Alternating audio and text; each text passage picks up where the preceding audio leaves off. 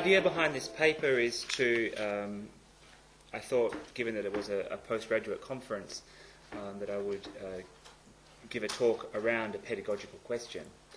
I'm often asked about the relationship between Deleuze and his various source materials, and this is one of the questions that, as a supervisor of PhD projects, I get asked a lot, and also just by various people who email me. So philosophical materials, scientific materials, creative materials, historical, archaeological, and so on. Usually by students wanting to know how much of that vast and utterly eclectic background reading they ought to do. The answer I generally give is the rather ambiguous one that sometimes it can help, but sometimes it doesn't. I'm generally ambivalent about the idea that reading everything Deleuze himself supposedly read will provide an answer to the larger question of what he himself meant in his writing, and I'll try to say why. Now, I should just clarify when I say supposedly read, I was talking to Patricia about this earlier on, but one of the things that has come out more recently is that in the aftermath of Anti-Oedipus and before the writing of A Thousand Plateaus, this is a moment when Deleuze and Guattari are famous, but also they're teaching together at Vincennes, and loads of students come to if you've seen some of the videos on YouTube and so forth, you see that their seminar rooms are jam-packed. I mean, there literally is people sitting right next to Deleuze sort of looking at his notes and that sort of thing. But the students are bringing stuff to them and bringing big chunks of text from all kinds of places and saying, you've got to read this, you've got to read this. Who knows how much of that stuff Deleuze actually read, but certainly there's a kind of collective project going on in producing that book, which for me renders questionable and makes it problematic in the sense of something that we should think about, the nature of his relationship to this material. Okay. Now first I think we need to take seriously Deleuze's differentiation between philosophical, scientific and artistic discourses in What is Philosophy. Now it's quite interesting that the final book that they write together is What is Philosophy, in which almost, I think deliberately, they set out a program of how one should read all the previous books. And this book kind of comes at the end and saying, okay, look, we've written all this crazy stuff, but if you follow this systematic method, you can actually make sense of it. So I've always thought that you should read What is Philosophy as a kind of reader's guide to all the prior material. And the first thing that they say, which I think is critical, is that they distinguish quite rigorously between scientific discourse, artistic discourse, and philosophical discourse. Now, I'm using discourse in the sort of Foucauldian sense as a kind of shorthand here. It's very clear that he does not regard these discourses to be interchangeable. He allows that they can interfere with one another productively, but he rules out their interchange. Scientists produce reference, not concepts. The actual word Deleuze uses is functive, but the function of a functive is to provide reference, so I'm going to call them reference rather than functives because it's, I think, a fairly silly word. So scientists produce reference, not concepts. Artists produce affects and percepts, not concepts. Only philosophers produce concepts, and while these may borrow from reference and from percepts and affects and so on, they are not the same thing. So, for example, when Deleuze uses science to ground Deleuze's ontology, he transforms concepts into reference, which is precisely not what Deleuze himself wanted. By the same token, when various readers of Deleuze assume that Artaud is the source of the concept of the body that organs, they mistake a percept for a concept and forget that Deleuze defined artistic works as pre-philosophical. Second, taking this into account, what we have to try to determine is just what is the difference between a concept and a referent and a percept, or rather, since in a way we know the difference, what the question then is what work goes on in transforming the latter, reference and percepts, into the former, namely concepts. To begin with, there has to be a kind of subtraction. Concepts are less referential than reference. Their ontology is less realist, to use Deleuze's term. Concepts are less perceptive than percepts. But in taking away, they must also perform an addition. So concepts might be less referential than reference, but they are more able to deal with complexity because they aren't constrained by the same rules of empirical proof.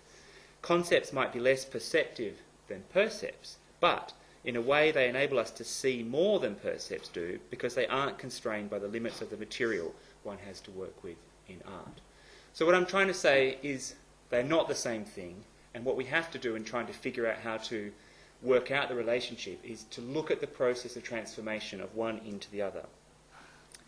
Now, in a paper that will come out in a book later this year, I believe, by a Belgian scholar by the name of Anneleen Macheline, she writes and puzzles, I think, quite fruitfully about the relationship between Deleuze and D.H. Lawrence.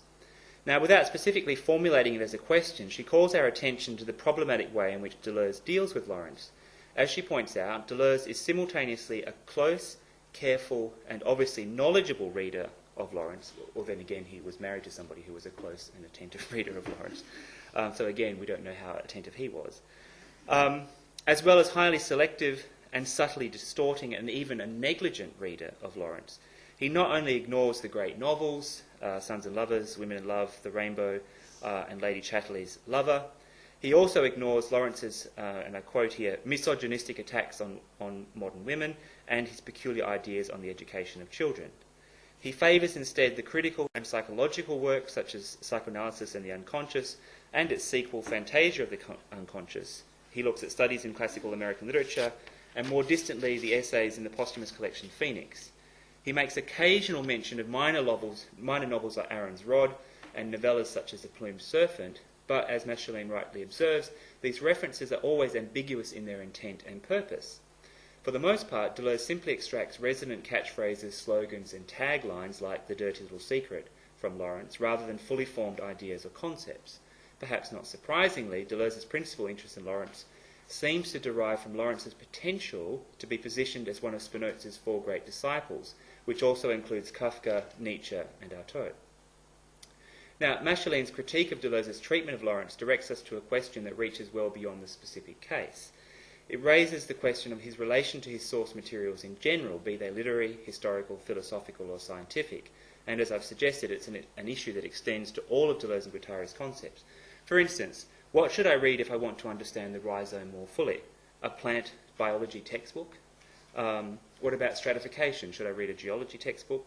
Nomadology? Should I read a history of the desert tribes? And so on. And I kid you not, I have been to conference papers where a PhD student has stood up and said that she was working on the rhizome in order to understand it fully. She'd spent the previous 6 months reading biology. And I had to say to her, wouldn't you have been better off reading Deleuze for the past 6 months? And she just looked quite stunned and thought that was a ridiculous thing to say. So I encounter this a lot, and it is to me a very interesting situation where in order to understand Deleuze or to kind of come to grips with what is obviously difficult material, people keep looking for the master text behind the text that will enable you to decode it all. And I guess what I'm saying is it's not the biology textbook that's not going to do it for you. You're not going to get the answer that way.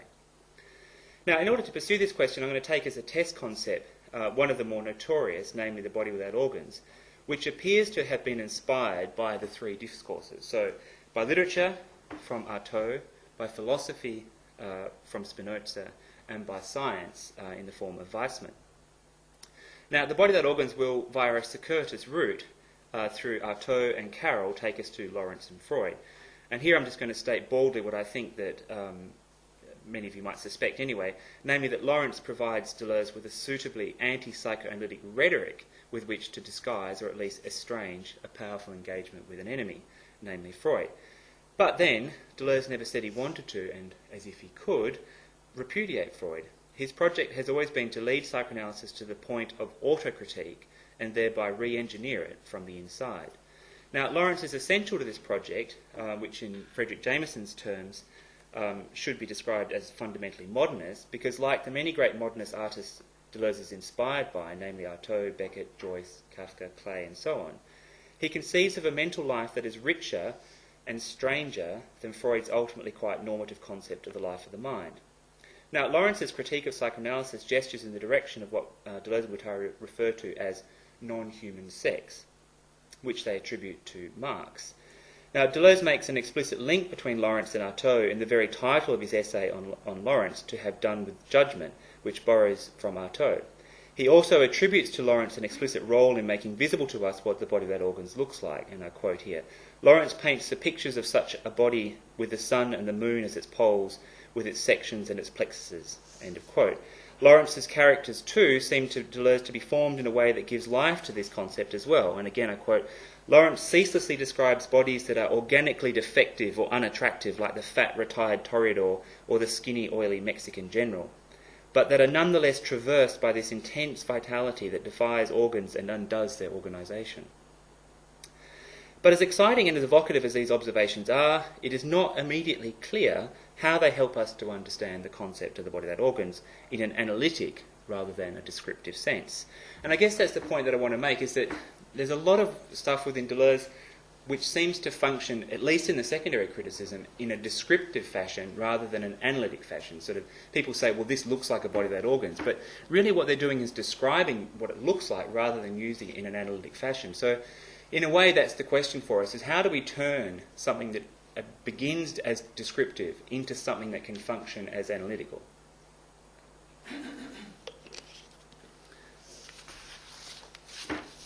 Now, while it might seem obvious that the answer to this particular difficulty is simply to go back to the original sources and read Artaud or Lawrence for ourselves, we are effectively barred from doing so by Deleuze and Guattari's theorisation of how philosophy works, as is laid down in What is Philosophy? The central implication of this work is that ideas, concepts and models drawn from other sources do not retain their original meaning once they are incorporated into another thinker's work. Of course, we can and should read Artaud and Lawrence for ourselves, and Deleuze and Guattari constantly urge us to do so, but we can't then treat their work as though it supplied a missing referent for Deleuze and Guattari's work, like some hidden master code or passkey. And this is made explicit in the discussion of the plane of immanence, which is effectively a sense regime. It is the atmosphere or environment, i.e. the set of conditions under which a concept presupposing it makes sense, unique to each philosopher in which a concept is able to function. So philosophers can coexist on the same plane and therefore share concepts, but great philosophers, and is not Deleuze a great philosopher, are defined by the originality of the planes of immanence that they institute. The problem becomes more acute when we move outside of philosophy, because art doesn't create a plane of immanence, it creates a plane of composition. Science doesn't create a plane of immanence either, it creates a plane of reference.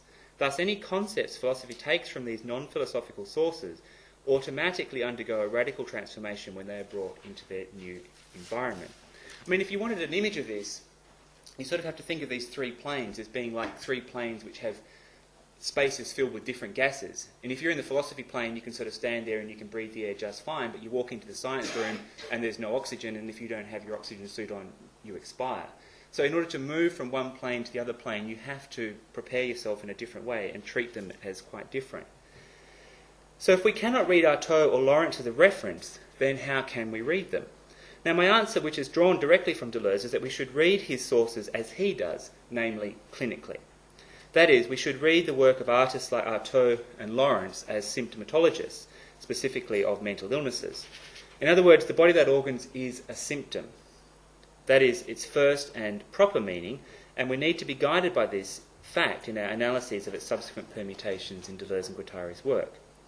Now, it is doubtless no coincidence that the concept of the body without organs, which Deleuze first used in The Logic of Sense, published in 1969, is one of the concepts which drew Guattari to Deleuze. He says so in interviews. He says, I was drawn to Deleuze because I wanted to learn more about this concept of body without organs. I wanted to use these kinds of ideas. Ironically, in a later interview, Deleuze said that he and Guattari never really agreed on what that term actually meant. So, in other words, you don't have a consistent meaning within the text or even between the people using the text, which is also making things difficult for you. Now, Guattari evidently saw something in the concept of the body without organs which articulated, better presumably than he had been able to do himself, something he saw as crucial in understanding the experience of schizophrenics that had hitherto been overlooked in both clinical and critical discourse. In their subsequent collaborative work, one senses that Guattari brought his clinical experience to bear to confirm Deleuze's original critical insight. Now, two observations can be called upon here to substantiate this intuition. First of all, although the concept becomes much more complicated in the work Deleuze and Guattari did together, it doesn't change its meaning. Now, this is a kind of a radical statement, and there are many people who would not agree with that, who would want to say that it does change its meaning, so it's something we ought to argue about. Second of all, and to my mind this is decisive, in his 1975 entry on schizophrenia for the Encyclopaedia Universalis, Deleuze treats the concept in a very clinical fashion. That is to say, clinical more in Guattari's therapeutic sense of the term than in his own hermeneutic or literary sense. And this, in effect, squares the circle of Deleuze's thinking on the body without organs, because his first presentation of the concept in the logic of sense was very much of the hermeneutic variety of clinical thinking. In the different ways, both pieces confirm and conform to the more general idea of the clinical Deleuze elaborated in his earlier work on Masoch, which proposed to bring the medical and literary together in order to form a new relationship of mutual learning. Read together then, these two pieces, which anticipate and at the same time recollect the publication of Anti-Oedipus, make it clear that the body without organs should be understood as a condition, something that affects the psychical apparatus. What has to be decided is whether it does so from the inside or the outside, rather than a constitutive feature of it. The fact that no psychical apparatus is considered free of its affects shouldn't deter us from seeing the essentially secondary nature of it. Indeed, if we do not take note of this, we cannot grasp what should perhaps be deemed its most important trait, namely its uncanny ability to rise up and fall back on the operations of the unconscious, or what Deleuze and Guattari refer to as desiring production, and make it seem that it is the true source of its productivity.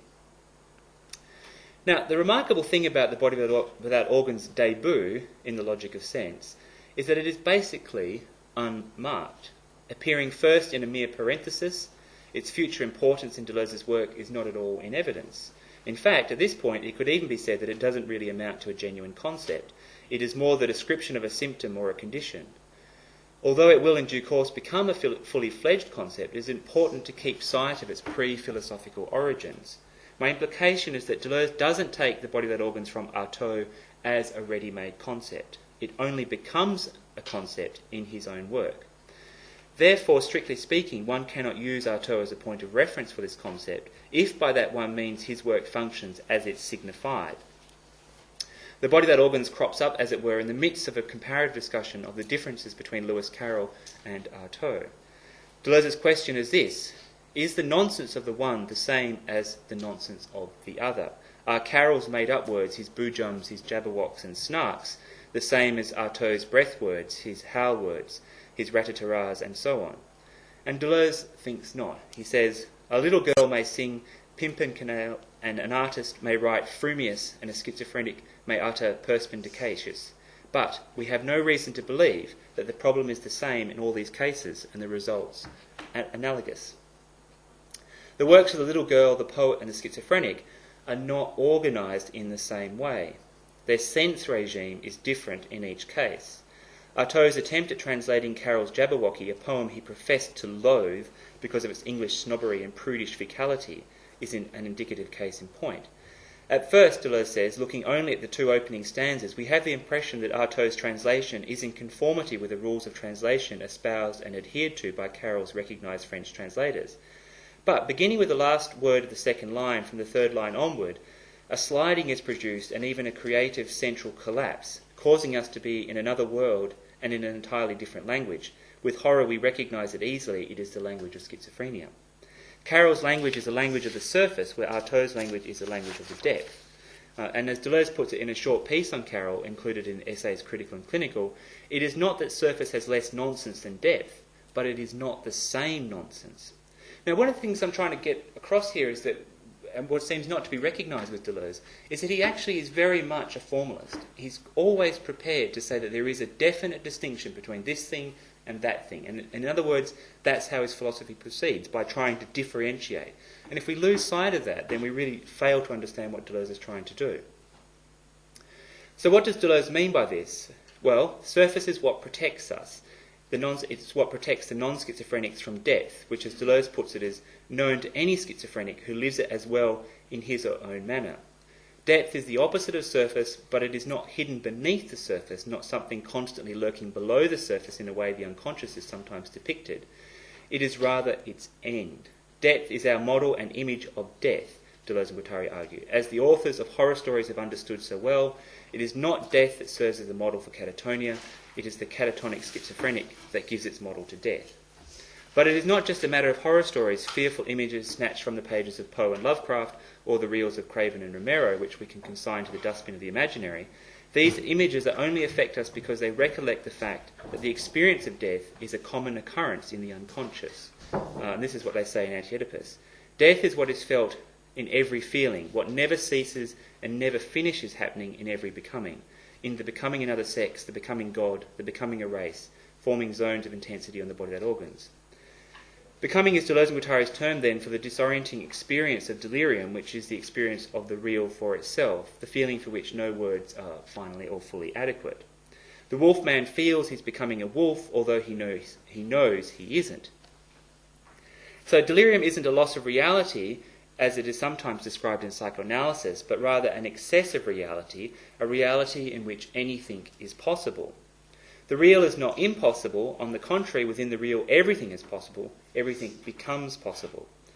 Delirium is reality experienced in its full intensity, and we should understand intensity in its formal logical sense. The Deleuzean concept of intensity is derived from intention rather than intense, the implication being that delirium is a power of selection from which there are no corresponding properties that could serve to explain it in extension. In other words, the feeling of being a wolf with no fangs or no fur. Now, this is why the body that organs, i.e. the schizophrenic state, is described by Deleuze and Guattari as being like an egg. Just as there is nothing about an egg to suggest either where it came from or what it will become, so the schizophrenic is gripped by an inexorable feeling of inner change for which there is neither an obvious point of origin or a clear sense of destination.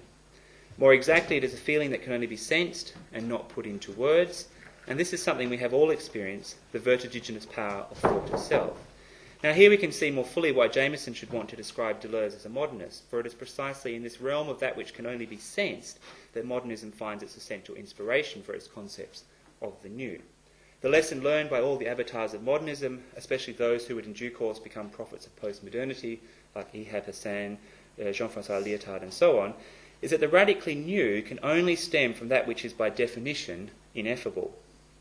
But as Jameson argues, this is what finally renders modernist politics of Deleuze and Lyotard's variety aesthetic and therefore inert or unrealisable. This critique of Deleuze has lately been reiterated by Peter Howard, who claims that Deleuze doesn't live up to Marx's dictum that the point of doing philosophy is to change the world, not merely to understand it. Now, this is not the place to mount a defence of Deleuze, but I think it suffices to say that the claim fails to perceive the extent to which Deleuze's philosophy fulfills Marx's other dictum, that to be radical is to grasp things by the root, where the root is man himself. Could we not say this is the meaning behind Deleuze and Guattari's valorisation of the rhizome? Returning to the discussion at hand, though, we can say the root is the depth of man, the depth of thought. It is, however, a depth that cannot coexist in the same place as surface. Depth is what one falls into when the surface comes undone. When this happens, when the ragged rent in the fabric of the sky appears, the frontier between propositions and things vanish, and the body loses its protective shell and becomes a kind of sieve. And I quote briefly here from The Logic of Sense. The consequence of this is that the entire body is no longer anything but depth. It carries along and snaps up everything into this gaping depth which represents a fundamental involution. Everything is body and corporeal. Everything is a mixture of bodies, and inside the body interlocking and penetration. The effects of this rupture in the usually taut frontier between propositions and things are abrupt, brutal and terrifying. The first casualty is meaning, or what Deleuze defines more pragmatically as the power to draw together or to express an incorporeal effect distinct from the actions and passions of the body, and an ideational event distinct from its present realisation. So loss of meaning, as it is described here in its schizophrenic manifestation, should not be confused with a neurotic inability to decide the meaning of things. It is more devastating than that. More devastating than the situation of meaning loss that Lacan describes in his account of schizophrenia, which, as Jameson summarises, focuses on the loss of the ability to connect signifiers, with the result that the signifying chain connecting all signifiers to one another breaks down, and meaning is reduced to a rubble of distinct and unrelated signifiers. It is more devastating because the result of the schizophrenic meaning loss is not so much the loss of connection between signifiers, but the loss of the protective ability to stop connections from forming. Moreover, the result of schizophrenic meaning loss is anything but the inert or static state of a wretched pile of rubble. When words lose their meaning, they crumble into their phonetic elements, and it is as though their protective sheath has been stripped away to reveal a cluster of highly mobile and aggressive acting razor blades. And I quote again here from The Logic of Sense. The moment that the maternal language is stripped of its sense, its phonetic elements become singularly wounding. The word no longer expresses an attribute of the state of affairs. Its fragment merge with unbearable sonorous qualities, invade the body where they form a mixture and a new state of affairs, as if they themselves were a noisy, poisonous food and canned excrement. Now, under this kind of pressure, the schizophrenic body is unable to hold it together. It becomes a sieve through which the unbearable particles of words and sounds flow unimpeded. It fragments into parts which then form new relations with the invading particles, giving rise to all kinds of monstrosities. It disintegrates, the bonds become particles and turn inwards, and the relations of attraction give way to relations of repulsion. So in other words, what we have is the opposite of the psychoanalytic account of schizophrenia, is that the relations between signifiers fall apart, and therefore you have meaning loss in the sense that you can't make meanings. What Deleuze is saying is, in fact, the opposite happens. What you now have is the loss of the ability to stop making connections, and therefore the experience of paranoia or whatever is actually the experience of too many connections. Everything you see somehow begins to seem connected. And so, in fact, what you have to explain is not the loss of connections, but rather the loss of the ability to stop making connections. So the schizophrenic responds to the threat posed by the presence of what Deleuze calls naked words, not by trying to recover the meaning of things and somehow restore them to their clothed status, impossible in any case under the conditions of its regime, but by trying to destroy the words themselves. So this then is a difference between what psychoanalysis is talking about, which refers to neuroses, in which the idea is that if you can restore the meaning to words, you can then bring neuroses under control. What Deleuze is saying is with schizophrenia this does not work because that's not the problem. The problem is rather that the words themselves have become somehow tormenting, and so what the schizophrenic has to try to figure out is how to stop them from being wounding. And this, Deleuze suggests, is the function of the breath words and the how words. They transform, or better transmute and transvalue in Nietzsche's sense, the literal, syllabic and phonetic values of words into tonic values. To these values, and this I'm quoting again, a glorious body corresponds, being a new dimension of the schizophrenic body, an organism without parts, which operates entirely by insufflation, respiration, evaporation, and fluid transmission. And here's the infamous parenthesis, the superior body, or body without organs, of Antonin Artaud. The schizophrenic thus has two bodies, and this is the important point here. One that is porous, friable and scattered, and another that is smooth, steely and bonded. The one a body in a state of collapse, the other a body in a state of suspended animation. Both bodies are the product of schizophrenia. The one an impassioned, suffering body, the other a body curled up in a defensive posture with its mouth, ears, eyes, nose and anus shut tight, trying to cure itself, or at least defend itself against the onslaught of word particles. Now, Deleuze finds an equally fascinating variation of this felt urgency to destroy words in the work of Louis Wolfson, an American schizophrenic who wrote in French out of a kind of pathological horror of the mother tongue. His procedure is as follows. Given a word from the maternal language, he looks for a foreign word with a similar meaning that has common sounds or phonemes, preferably in French, German, Russian or Hebrew, the four principal languages studied by the author. For example, where in English will be translated as vo, here, u, ici, or better yet as vo here. Tree will be produced ter, which phonetically becomes der and leads to the Russian derevo. Wolfson guards himself against words by performing an endless labour of transformation on them. He is unable to ignore what he doesn't want to hear, or else choose simply to put it out of his mind. Words are so many nails and screws that bite into his flesh, clawing away at him until he finds the means of transmuting them into something else, a flow of breath sounds. When that fails, he retreats to his body without organs, by jacking into his homemade prototype of the Walkman, which he claims to have invented, fabricated from a stethoscope plugged into a portable tape deck. So the schizophrenic has two bodies. One is composed of organ machines and the other body is organless, neither one of which refers to the actual body or an image of the actual body. And this is crucial. You have a lot of people wanting to try to connect it to the actual body. It cannot be that. As the example of the language student given above readily attests, the schizophrenic is torn between the need to construct elaborate procedures to deal practically and on a case-by-case basis with the ceaseless torments of reality itself, and the almost irrepressible desire to stop up the ears and shut out the world altogether and have done with its impositions and demands. Either the mother tongue must be converted as rapidly as possible into another language, or else it has to be drowned out with music piped directly to the ears. The schizophrenic oscillates between the decomposed or machinic body, which is plugged into machines, traversed by machines, and has for all intents and purposes become a machine, though never just one machine, such as the language student's translation machine, with its elaborate formulas for converting words into sounds, and the stoppered-up organless body that Deleuze equates with an egg. Now, Bruno Bettelheim's case study of little Joey is exemplary in this respect too. He has eating machines, he has defecating machines, sleeping machines, all of which require power to work properly. So before being able to eat, shit or sleep, Joey is obliged to make sure all the circuits of his machine are alive and intact. Essentially, the schizophrenic is a functional machine making use of leftover elements that no longer function in any context. But when these machines break down or their demands become unbearable, Joey falls into a catatonic state. As the frontispiece of Anti-Oedipus, Richard Lindner's Boy with a Machine, provides a pictorial representation of this dual state of being. The boy in question is at once a bloated, organless body lost in its own reality, and an organ machine hooked up to an infernal machine which seems to somehow be empowering.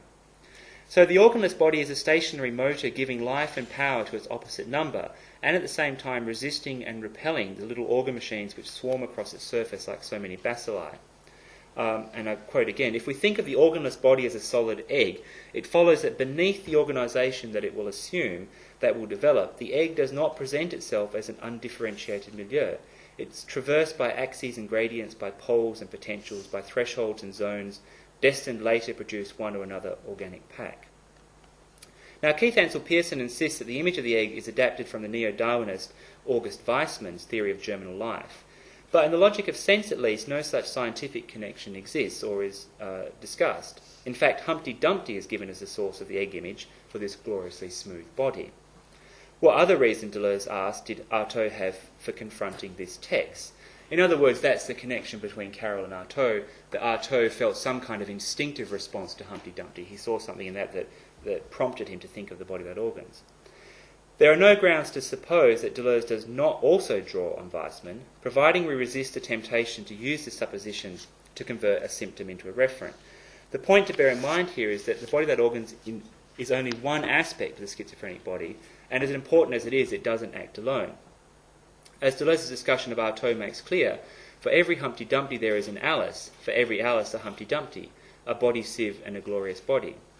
Clinically speaking, the two bodies antagonise one another. Every coupling of machines, every production of a machine, every sound of a machine running becomes unbearable to the body without organs. Beneath its organs, it senses there are larvae and loathsome worms, and a god at work messing it all up, strangling it by organising it.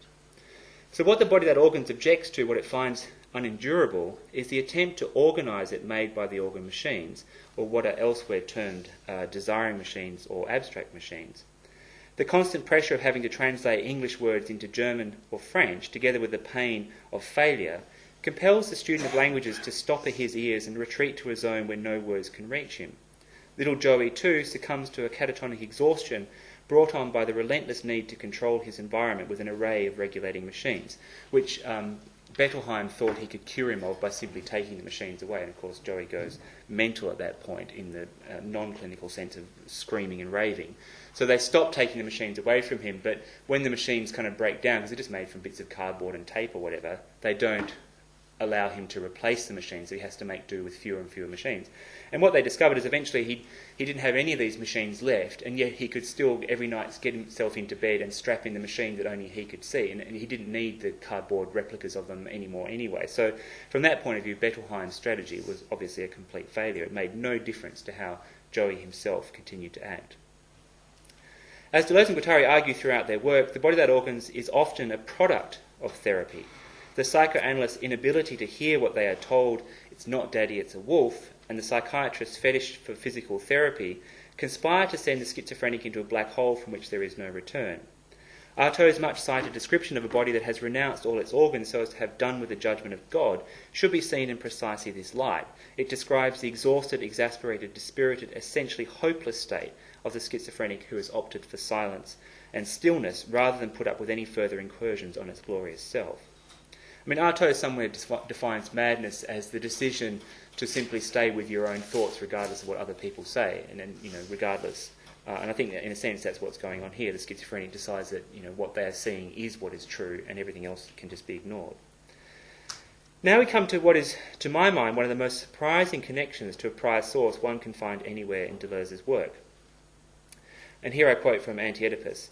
In order to resist organ machines, the body without organs presents its smooth, slippery, opaque, taut surface as a barrier. In order to resist linked, connected and interrupted flows, it sets up a counterflow of amorphous, undifferentiated fluid. And here's, underline this word, fluid.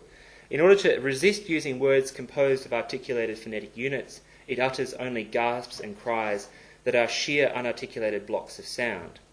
We are of the opinion that what is ordinarily referred to as primary repression means precisely that. It is not a countercathexis, but rather this repulsion of desiring machines by the body without organs. So in other words, what you have then is a redefinition of Freud's notion of repression, connecting it directly to the body without organs. So now finally we have the means of turning the body without organs into a usable analytic concept. The relationship between organ machines and the organless body takes on an analytic character once cast in its proper light as a rewriting of Freud. Now I'm mindful of the fact that this is something of a heretical claim, perhaps even more heretical than claiming Deleuze's work also contains a dialectic, which I'm not going to go into. But is not the relation between unconscious desire and preconscious interest described in Anti-Oedipus precisely dialectical inasmuch as the problem they pose for contemporary politics is that it is possible and frequently happens that desire desires against interest. So let me try to briefly justify this connection with Freud. As is well known, in Freud's system, the ego is the site and the agency of repression. What we see in the quote above is that the body without organs inserted in the same functional place as the ego, where the ego would normally reside. So Deleuze and Guattari preserve the structure of the unconscious and conceive it and supplement it with a few conceptual inventions of their own, the body without organs being one such invention. And what I've tried to show is that the body without organs becomes apparent in those situations Freud described as occasions of ego loss, this being his sense of what happens in the extremes of schizophrenic delirium. It is this sense a symptom of schizophrenia, but not a product of schizophrenia. The body without organs is what stands beneath the ego, the thin line separating the ego from the id, which Freud says is permeable but more or less distinct. The body without organs is what remains then after the ego is gone and after it has disintegrated, but, as should be clear from the quote above, it is no mere ruin. In fact, it continues to defend the possibility of an ego by holding back the id and maintaining a place where the ego might come into being once again. By the same token, in the ego's absence, it is also perfectly able to rise up and take its place and serve as the subject's organising centre. It is for this reason that Deleuze and Guattari's conception of a therapeutic form of psychoanalysis begins with the body without organs. When I quoted Deleuze saying that Lawrence painted a picture in words of the body without organs, it should now be understood in conclusion that what Lawrence gave us is not the concept of the body without organs, but one of its productions. His fantasias of the unconscious are precisely examples of the world seen through the lens of the body without organs rather than the ego. Thank you.